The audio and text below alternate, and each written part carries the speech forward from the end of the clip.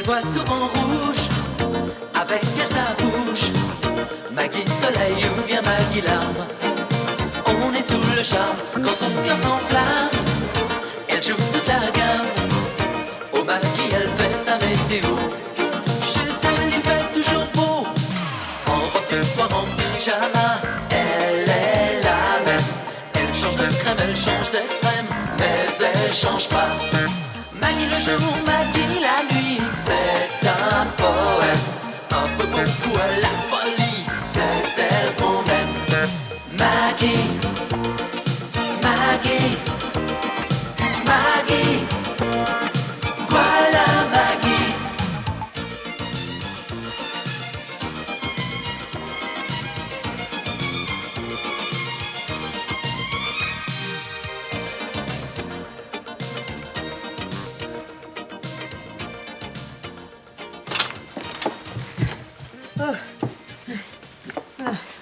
Oh là là, oh qu'il est lourd. Attention, essuyez vos pieds et marchez pas sur la moquette. Hein. Oh, et puis tant pis, hein. Allez, l'humanitaire d'abord. Là. Oh là là. Mais qu'est-ce qui vous a pris de vous jeter dans l'Isette? Dans quoi? Dans la rivière, dans l'Isette. Mon Dieu, il se souvient plus de rien. Ça doit être un chagrin d'amour. Oh là là. Mais vous êtes tout glacé. Non, pas glacé, pas glacé. Mais si, vous tremblez. Regardez-moi ça, on est tout mouillé. On dirait deux palourdes à marée basse. On va prendre un bon bain chaud. Oh oui, un bon bain. Oui, mais pas ensemble, hein. Moi j'ai déjà donné. Pourquoi? Oh si, ensemble. J'ai dit non. Oh, méchante. Méchante. Ah ben ça alors c'est la meilleure. J'ai failli attraper une pneumonie. Alors un baiser. Sur la joue, c'est bien. Et maintenant, comme au cinéma. Non. Oh si. J'ai dit non. Allez, on va prendre un bon bain chaud, hein? Et puis pendant ce temps-là, moi je vais aller préparer des grobes. Ah non, attention, hein, pas touche. Oh là là, c'est pas possible. Pour un désespéré, il est vraiment olé. Ça va mieux? Encore. Mais ça fait la 3e fois. Donne du rhum à ton homme. C'est pas raisonnable. Du rhum, ou je vais de rechef me jeter de ce pas dans la rivière. Je maintiens que c'est pas raisonnable. Bon. L'humanitaire d'abord. C'est ça, l'humanitaire d'abord. Bon, maintenant, on fait comme on a dit. Et qu'est-ce qu'on a dit? Comme au cinéma, on a dit. Oh non, c'est pas possible. Mais si, c'est très facile. Non. Bon, dans ce cas, je sais ce qu'il me reste à faire. Non mais attends, c'est pas ce que je voulais dire. Seulement je... Seulement, quoi? Eh ben, c'est délicat. On se connaît à peine. Mais vous m'avez sauvé la vie. Vous êtes une sœur pour moi. À la vie, à la mort. Oh, ça c'est gentil, à la vie et à la mort. Alors pourquoi je pourrais pas embrasser ma sœur? Parce qu'on n'embrasse pas sa sœur comme ça. Ah bon? C'est illégal. En quelque sorte. Et puis je sais même pas ton nom. Quoi, tu sais pas le nom de ton frère? Eh ben non. On est frères et sœurs, on n'a même pas été présentés. Ça alors? Quelle incorrection! Ça alors? Eh ben qu'est-ce qui se passe? Attends. J'ai oublié mon nom. Attends, mon portefeuille. Non, c'est pas la peine, j'ai déjà regardé, tu n'as plus de portefeuille. Oh, ça alors? C'est dingue. J'ai oublié mon nom, c'est dingue? Oui. Moi, c'est Rose. Alors, en attendant que ça te revienne, je t'appellerai Moïse, puisque je t'ai sauvé des eaux. Sauver des autres. Ah, Moïse! Ah oui, je comprends. Eh, génial! Ta main et prends la mienne. La cloche a sonné, ça signifie. La. Oh mon Dieu, maman. Oh, mais enfin, mais qu'est-ce que ça Donne-moi ta signifie? main. Ça signifie que l'on a 16 ans et que l'on s'aime. Rose, pouvez-vous me dire Qui est ce monsieur qui ne fait pas son âge et qui vous aime? C'est Moïse, ma Maggie. Oui, mais encore? Ben, c'est Moïse. C'est un désespéré. Oh mon Dieu, alors qu'est-ce que ça doit être quand il est de bonne humeur? Arrête. Ma Maggie, je vous présente Moïse. Ah, super, on va pouvoir le faire à 3. Qu'est-ce qu'on va pouvoir faire à 3? Le twist, ma Maggie. Il adore ça, je sais pas pourquoi, c'est son truc. Oh! Je rentre chez moi après une journée épuisante. Je trouve mon aide ménagère à moitié nue dansant le twist avec un énergumène. Alors je... Ah, ma Maggie, je vais tout vous expliquer. Et vous n'avez pas hésité à plonger dans la rivière glacée pour sauver ce malheureux Rose. Alors là, vraiment, je suis fière de vous. Tenez, je vous embrasse. C'est trop, ma Maggie. Oh, cher monsieur Moïse, vous êtes ici chez vous. Moïse, il est ici chez lui. Voilà. Vous allez garder, ma Maggie? Oh, bah, mais enfin, bien sûr, Rose. Enfin, vous ne voudriez pas qu'on le rejette à la rivière, voyons. Oh, alors là, laissez-moi vous embrasser, ma Maggie. L'humanitaire, d'abord. Oh.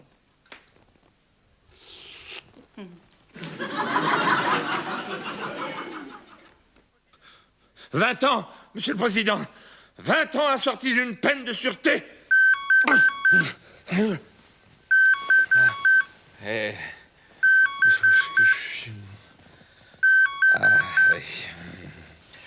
L'humanitaire, d'abord. Oui, ben ça va, il est pas sourd, Moïse. Oui, c'est Moïse, lui-même. Oui, et vous, c'est qui? Le Vésiné libéré.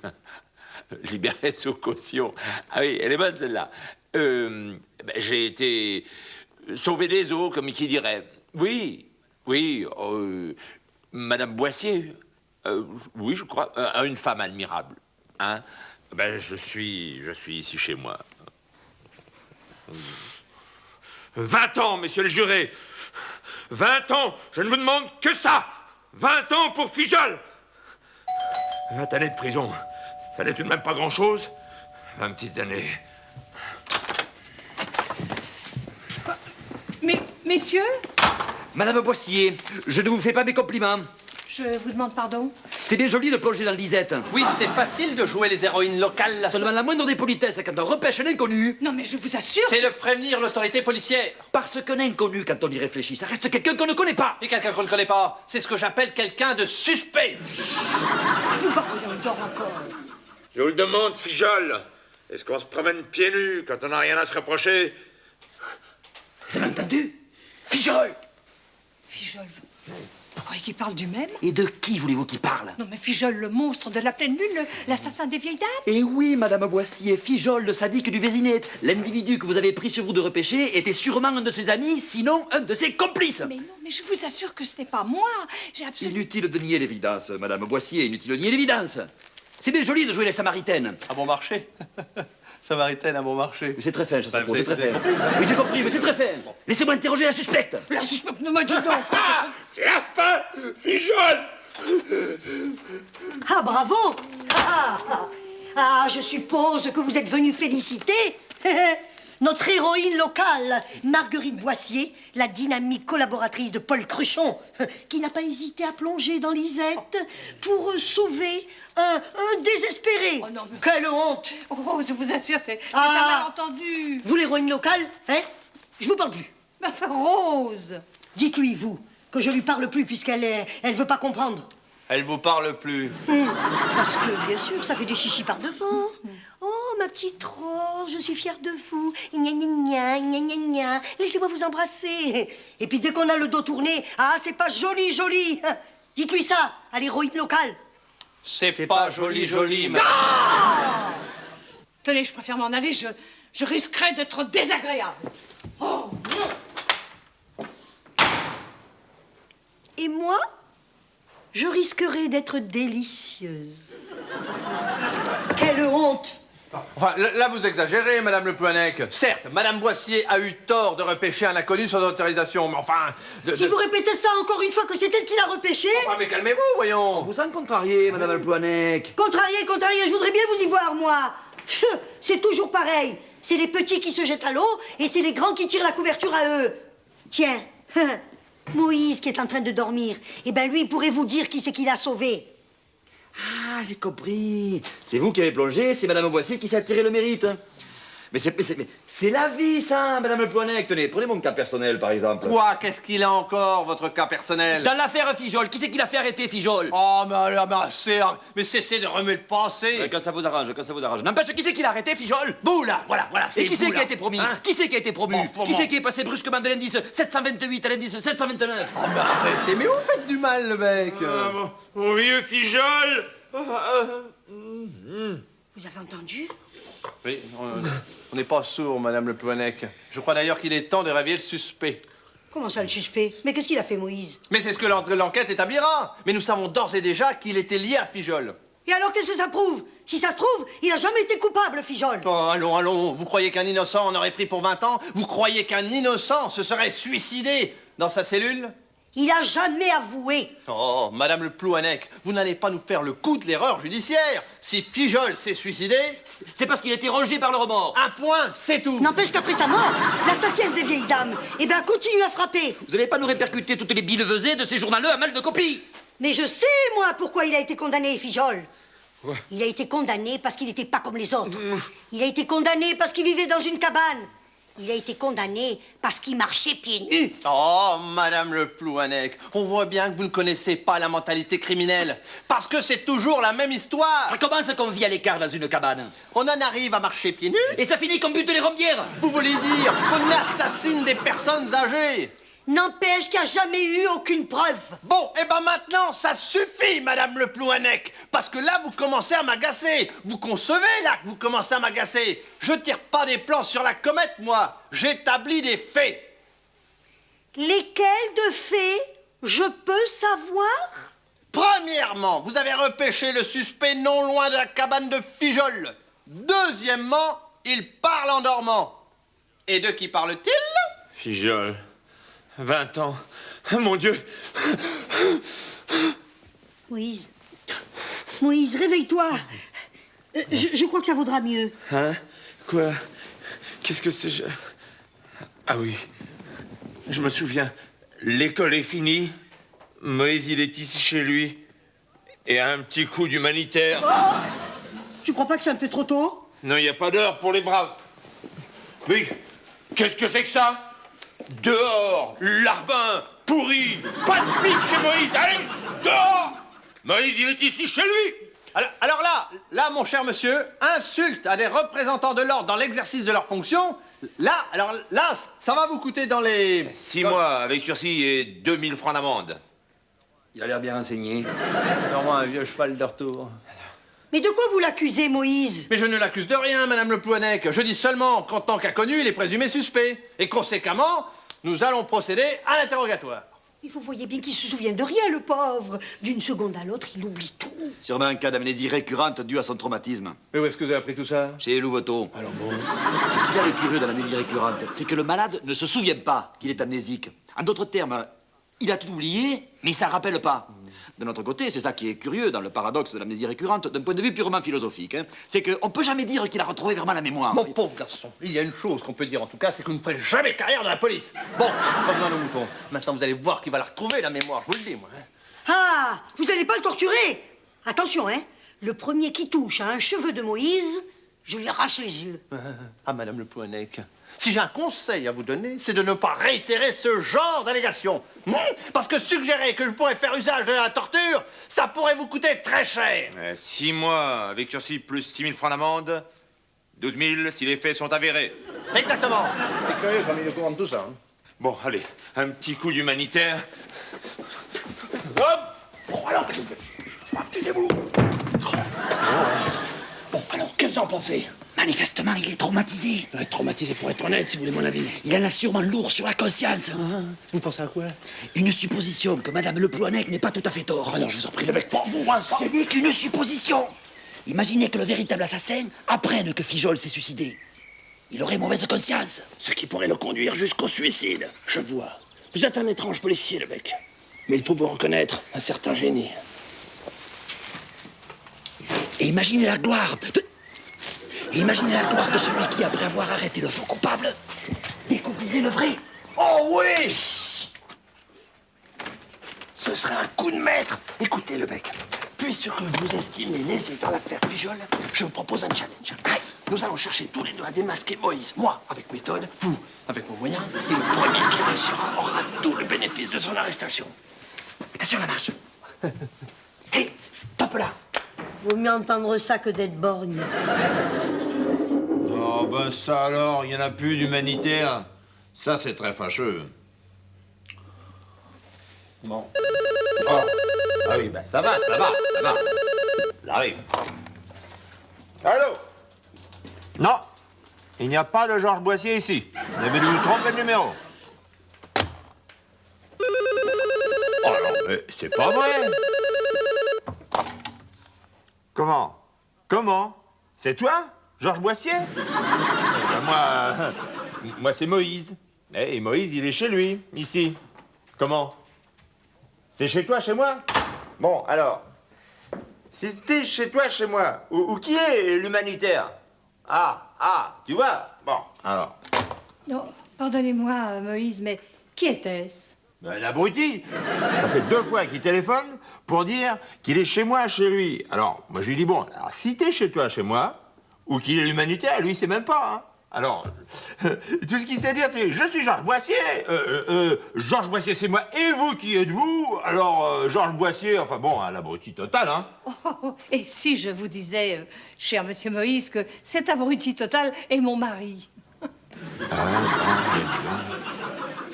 Tiens, ah ben, ça doit être encore lui, ça. Dring, dring, c'est tout ce qu'il sait dire. Je suis Georges Boissier, vous êtes chez moi, chez vous. Hein, l'autre. Oh, chasse, qu'est-ce que c'est que ça? Chut, c'est un stratagème. Mais qui c'est? Eh ben, c'est un stratège. Tant que je suis votre cousin Patrick, il y a 5 ans qu'on ne s'est pas vu. Bon, fameux, non, mais il va vous reconnaître. Mais aucune chance, c'est un amnésique récurrent. Vous croyez? Ah bon? Oh, cher Patrick, mais quelle bonne surprise! Cousin Patrick! Oh, mais dis-moi, ça fait bien 5 ans que... Hein? Oui, ça passe vite, hein. En tout cas, toi, tu n'as pas changé. Oh, flatteur! Bon, je vous présente Monsieur Moïse, un ami de la famille, cousin Patrick, un vieux cousin de la famille. Enchanté. Vous vous rendez compte? On ne le voit pas pendant 5 ans et tout à coup, hop, le voilà qui ressurgit. Oh, toi, remarque, tu as toujours été le farfelu de la famille. Hein? Voyez-le, j'ai quelque chose à vous dire. 5 ans. Ça s'arrose? Ah bah oui! Bah oui, bien sûr, mais où avais-je la tête? Dites-moi, cher Moïse, ça ne vous ennuierait pas d'aller chercher une bonne bouteille là-bas dans le cellier au fond? Pas du tout, ça n'ennuie pas, Moïse. Hein. Quand il s'agit de humanitaire, il est toujours partant, Moïse. Il y a un hic, Madame Boissier. Fijol pourrait, enfin, aurait pu, enfin, c'est une hypothèse improbable. Oui, bon. Enfin, il aurait pu éventuellement, à la limite, être innocent. Innocent? Oui. Mais c'est terrible. Mais s'il était innocent, c'est que l'assassin court toujours. Mais alors, Moïse, ça pourrait être lui le véritable assassin? Oh, et il est ici? Oui. Oh mon Dieu, mais c'est épouvantable. Écoutez, Madame Boissier. Oui. Je vais passer la nuit ici. Moïse parle en dormant. Bon, enfin, vous êtes fou. Imaginez qu'il vous tue. Ce sont les risques du métier. Ah, bah oui, d'accord, mais il peut très bien me tuer moi, hein? Ah bah, vous savez, si c'est réellement lui, il ne s'en prend qu'aux femmes âgées. Ah bon? Oui. Oh, bah, dans ces conditions, il peut rester ici le temps qu'il voudra. Parliez de Moïse? Oui, justement, je disais à Patrick le plaisir que j'ai à vous avoir ici. Mais dites-moi, cher Moïse, ça vous ennuierait pas cette nuit de faire living commun avec lui? Ah, mais pas du tout, je vais aller à Ah l'hôtel. non, mais tu plaisantes, voyons. Mais- Bon, une fois que je t'ai, je te tiens. Ah bah, si tu insistes. Oh, pas de problème. Tu es chez Moïse, donc tu es chez toi. Il est comme ça, Moïse. Humanitaire d'abord. Ben dites-moi, ça va être la traversée de la mer Rouge, ça. Ah oui, j'ai compris, la traversée de la mer Rouge. Eh bien, je vous laisse, messieurs. Bonne nuit, Moïse. Bonne nuit, Patrick.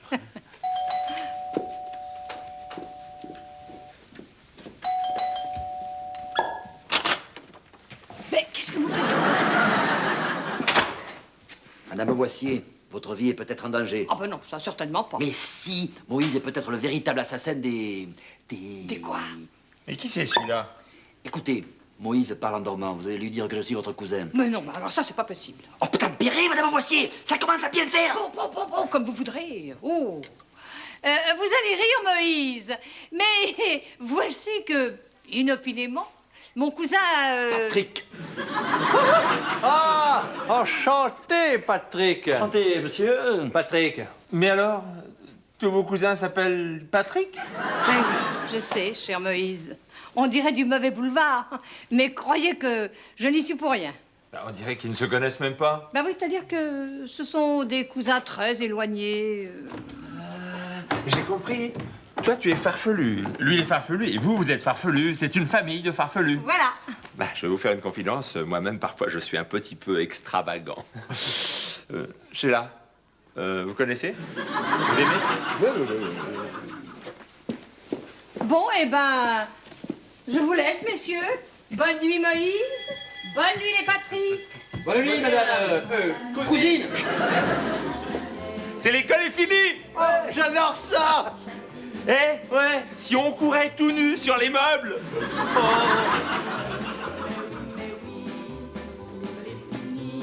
Ah, messieurs les jurés, que celui qui n'a jamais twisté me jette la première pierre. C'est en dansant sur cette terre que j'ai rencontré Marie-Paul. Marie-Paul, messieurs les yéyés, était une twisteuse infernale. Mais il y a plus grave, messieurs les jurés. Marie-Paul, c'est aussi la fille du bâtonnier. Et le bâtonnier est présent dans cette salle aujourd'hui. Je gagne le procès. Marie-Paul est à moi. Je le sais.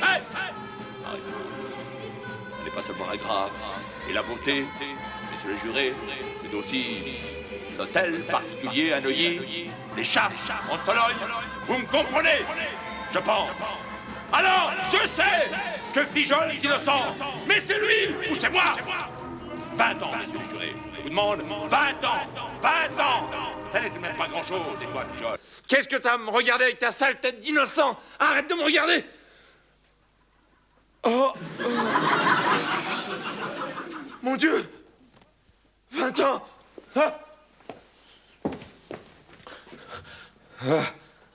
Ah. Vous étiez là, cher ami. Pouvez-vous, s'il vous plaît, m'indiquer la direction de la rivière? Oh non. Vous n'allez pas recommencer. Je vous en supplie. Écoutez-moi. Il ne faut pas se fier à mon allure respectable. Je suis une abominable créature. Je suis une canaille sans nom. Soyons précis. Je suis un assassin. Je sais que c'est difficile à croire. Non, mais je vous crois volontiers. Comment? Vous le saviez? Bah, il se trouve que vous parlez en dormant, monsieur le procureur. Ah oui, c'est dans ça. Alors, la direction de Lisette? Non, écoutez-moi. Plutôt que d'aller vous noyer, vous feriez mieux de vous confier à ces messieurs. Ces messieurs qui appartiennent à la police. Messieurs, permettez-moi que je me présente, Jean-Claude Boudot, domicilié à Neuilly, profession procureur de la République. Vous avez entendu? Un procureur, et vous qui le preniez pour un... Non, respect, monsieur le procureur. Messieurs, je vous demande de m'arrêter. Ah, c'est amusant, ça. Monsieur le procureur. Non, je parle sérieusement. Bien entendu. Bah, Je suis un assassin. oui, mais, Un assassin. par procuration. Ah, c'est drôle, là, le mec. Ah, là, je dis valable, hein. Messieurs, vous ne comprenez non pas, c'est moi qui ai tué Fijol. Fijol? Mais je me souviens, le procureur Boudot, c'est vous qui avez requis. Alors là, bravo, monsieur le procureur. Vous n'avez laissé aucune chance. Oui, oui. Ce qui a été d'autant plus remarquable, c'est qu'il n'y avait aucune preuve. Mais c'est pas vrai. Expliquez-leur, s'il vous plaît. Désolé, monsieur le procureur, mais à l'impossible, nul n'est tenu. Mais qu'est-ce qu'ils font ici, ces deux-là? Moïse, ne les laisse pas t'embrouiller, c'est des policiers. Je sais. Non, surtout ne lui dites rien. Elle est tellement fière de vous avoir sauvé. Et Moïse, Madame Le Plouanec, est un assassin. Attention, hein, ne recommencez pas. Mais non, mais il plaisante, il plaisante. Permettez-nous de vous présenter, monsieur Jean-Claude Boudot, procureur de la République de son État, domicilié à Neuilly. Procureur? Oh, c'est pas vrai. J'ai sauvé un procureur? Petite rose, à peine éclose, qui ne sait pas la valeur des choses. Mais ces deux-là qui vous prenaient pour un assassin. Je savais bien, moi, que c'était un chic type, Moïse. Oh, je suis heureuse. Je suis tellement heureuse que je vous pardonne, ma Maggie. Oh, alors là, vous êtes trop malheureuse. Ah, ça fait quand même plaisir de voir qu'il y a une vraie justice. Elle voit souvent rouge, avec elle sa bouche. Maggie soleil ou bien Maggie larme. On est sous le charme quand son cœur s'enflamme. Elle joue toute la gamme. Oh Maggie, elle fait sa météo. Chez elle, il fait toujours beau. En robe de soir, en pyjama. Elle est la même. Elle change de crème, elle change d'extrême, mais elle change pas. Maggie le jour, Maggie la nuit, c'est un poème. Un peu beaucoup à la folie, c'est elle qu'on aime. Maggie,